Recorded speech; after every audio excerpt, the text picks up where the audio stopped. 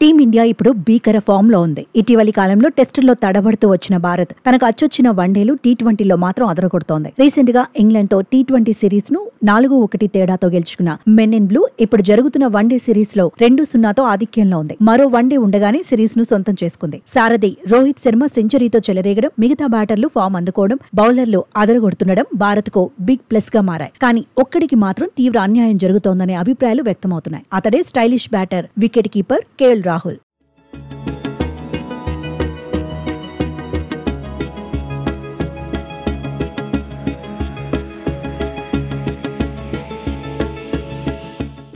KL Rahul one day specialist గా ముద్రపడిన player. వికెట్ల వెనుక చురుగ్గా క్యాచ్లు అందుకోవడం, రన్అట్లు, స్టంపింగ్స్ చేయడంతో పాటు ఇన్నింగ్స్ ను నిలబెట్టే స్ట్రాంగ్ బ్యాటర్ గా పేరు తెచ్చుకున్నాడు. గత 2 ఏళ్లుగా నెంబర్ 5 పొజిషన్ లో ఆడుతూ తుమ్మురేపాడు. గత 30 ఇన్నింగ్స్ లో 57 యావరేజ్ తో 1259 పరుగులు చేశాడు. ఇందులో 2 సెంచరీలు, 9 హాఫ్ సెంచరీలు ఉన్నాయి. 5th డౌన్ లో ఇంత తోపు రికార్డున్న రాహుల్ తో భారత టీం మేనేజ్మెంట్ వ్యవహరిస్తున్న తీరు ఇంగ్లాండ్ తో గత 2 వన్డేల్లో రాహుల్ ను లోయర్ ఆర్డర్ లో ఆడిస్తున్నారు. 6 లేదా 7 డౌన్ లో దింపుతుండటంతో అతడి కాన్ఫిడెన్స్ దెబ్బతింటోంది.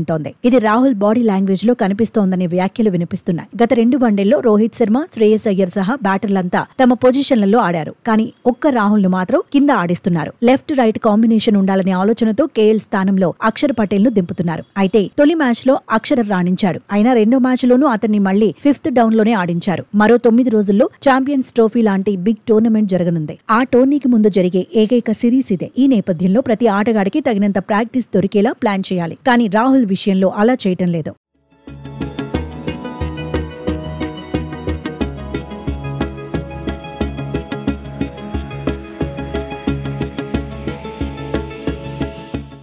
రెగ్యులర్ ప్లేస్ అయిన 5వ డౌన్ లో కాకుండా రాహుల్ ను దిగువన ఆడిస్తున్నారు. ఆఖర్లో ఆడే అవకాశం వస్తున్నా అతడు విఫలమవుతున్నాడు. దీంతో అతడిపై పగబట్టారా అనే అభిప్రాయాలు వ్యక్తమవుతున్నాయి. రోహిత్, కోహ్లీ, గిల్, హార్దిక్, అయ్యర్ ఇలా మిగతా బ్యాటర్లకు లెఫ్ట్ రైట్ కాంబినేషన్ చూడకపోవడం, రాహుల్ ఒక్కడి విషయంలో ఆ రూల్ ను పాటించడంతో లేనిపోని అనుమానాలు తలెత్తుతున్నాయి. ఒకవేళ రాహుల్ ను 5th డౌన్ లో ఆడించకూడదని, అతడు ఆ ప్లేస్ కు పనికిరాడని భావిస్తే రిషబ్ పంత్ ను టీంలోకి తీసుకోవాలి గాని ఇలా అవమానించడం ఏంటనే ప్రశ్నలు తలెత్తుతున్నాయి. ఈ సిరీస్ లో కనుక అతడు పరుగులు చేసి రిథంలోకి రాకపోతే ఛాంపియన్స్ ట్రోఫీలో కీలక సమయంలో పరుగులు చేయాలంటే కష్టమని, అతడి విషయంలో లెఫ్ట్ రైట్ కాంబో ఉండాలనే ఆలోచనను గంభీర్, రోహిత్ మానుకోవాలని సోషల్ మీడియాలో నెటిజన్స్ కామెంట్ చేస్తున్నారు.